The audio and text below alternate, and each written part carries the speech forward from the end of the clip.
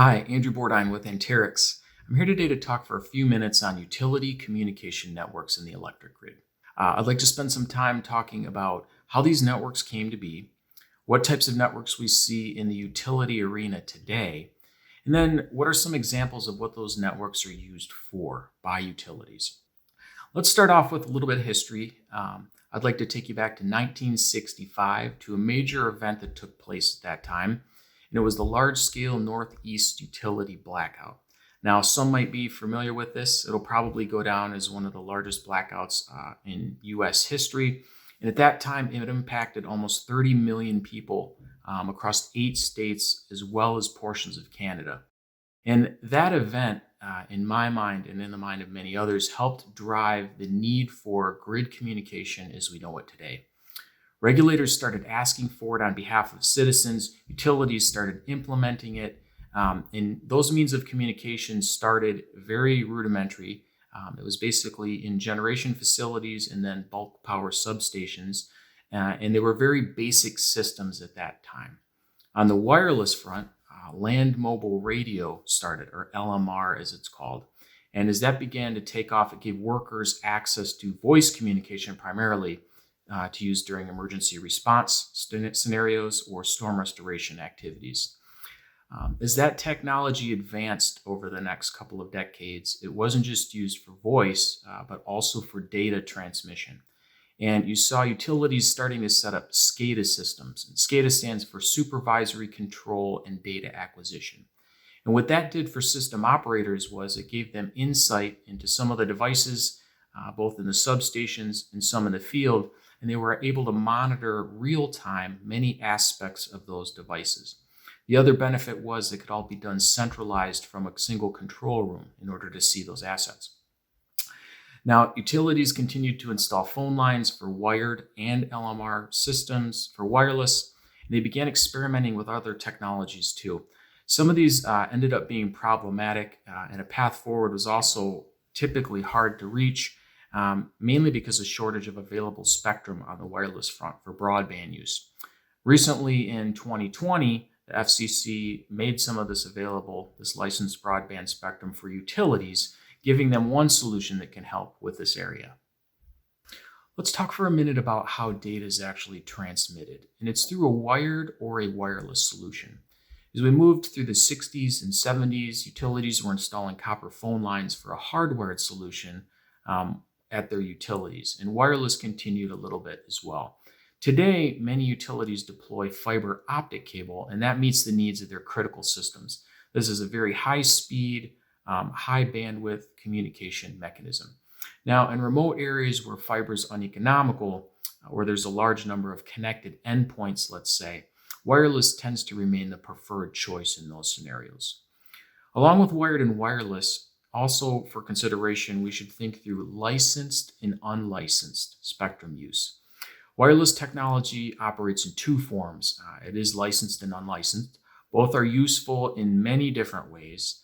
Spectrum is kind of the way I refer to it is it's a piece of property. It's kind of like a piece of property that utilities build a house on. So spectrum is your property, the networks and the infrastructure is what's built on top of it. So a very important piece, and it's heavily regulated by the FCC, and that's one of the main key differences between licensed and unlicensed. An example of unlicensed would be a Wi-Fi network in your home, let's say. This allows many users to access data at high speeds, but it's not as heavily regulated. There can be interference from other devices with it. And most utilities, if they're looking at critical infrastructure, they typically will go with a licensed solution. And there's a cost involved with that. They need a solution that's utility grade, that helps with both reliability and security. And that's what you hear most often when the FCC is involved. Let's talk for a minute about the two types of networks widely used for broadband at utilities. Now, broadband simply refers to the high-speed data transmission, or how big the pipe is that data is pushing through, if you will. And utilities deploy two different types of these networks. One is called a WAN, or a wide area network, And this is to provide broadband level connectivity mainly to devices and systems that are contained in an environment. So if you think about a generating station or a substation with a fence boundary where all the devices are in fairly close proximity together, that's the type of network that's used. It can be a Wi-Fi network, cellular, or hardwired. There's many different ways that these components can be hooked together. You'll typically see it where there's high density or a large number of components that are in a smaller defined area around one another. Now, the second type of network that I'd like to cover is called a FAN, or a field area network. Now, this, on the other hand, is a little bit different. This is kind of designed to supply connectivity throughout the grid. So if you think about the grid as a whole, or a utility service territory in particular, that's what these types of networks are designed for. Large coverage, reaching remote areas. They're likely a wireless network, and this can work for both fixed applications, maybe you have a switch or a capacitor on a pole, as well as mobile applications like fleet vehicles, crewing, that need data and communication. Now, what are some of the challenges utilities face as they're setting up broadband networks? One of them is spectrum, and we talked about that a little bit, but access to that foundational building block is a critical part of their building process of these networks. Another one is towers. And you think about it, in order to place towers and infrastructure, you need the property to do so or the right of way to do so. And that sometimes can create a barrier for utilities. Another way to go about that is to look at tower providers and maybe use them as a option for leasing space on towers that already exist for some of that networking infrastructure. A device ecosystem, incredibly important. So you want to make sure that you have the devices that you need and that they're interoperable and that they meet the needs of the utilities on the network that they choose to implement. The last one is commercial roaming. And when you think about roaming, you do that all the time with your cell phone today, tower to tower, state to state, even country to country sometimes. And it's no different for a utility. If they install a network, what is their ability to roam onto other networks? Think about a storm scenario, and maybe there's mutual assistance support where crews are going to another region or another utility. Do they have interoperability there where they can use the same devices in that neighboring utility's service territory? So these are all things that utilities consider as they're looking at putting infrastructure together in packages for deployment. What are utilities using these networks for today? What are some of the use cases that are out there? The most common one that you're probably familiar with is AMI metering.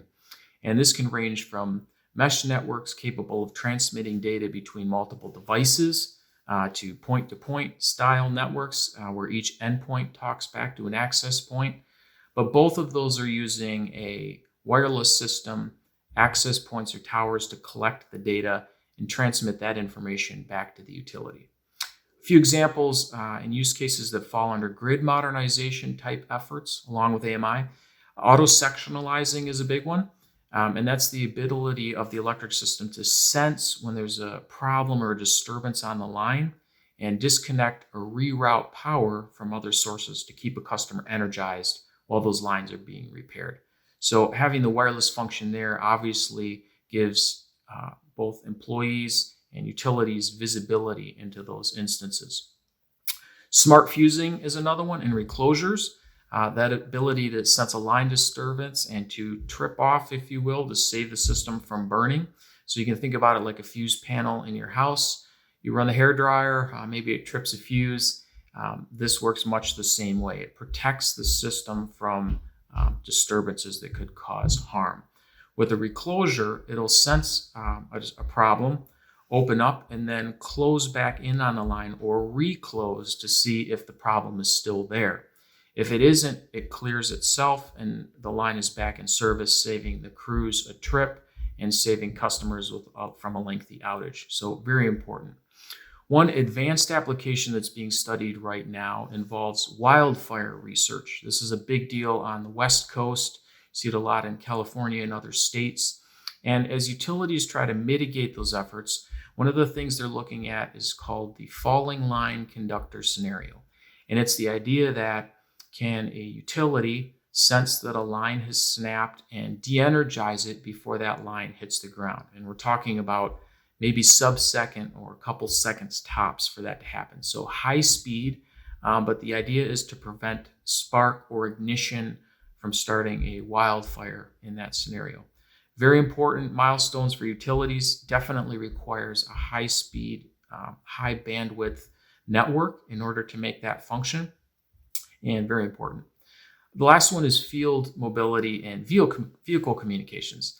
There's many areas that utility workers find themselves in where they may not have normal, let's say, cell coverage or normal data access because it's in a rural environment. And in those situations, it becomes, very critical for them to have a network that they can rely on that's kind of purpose built for the applications that they're interacting with.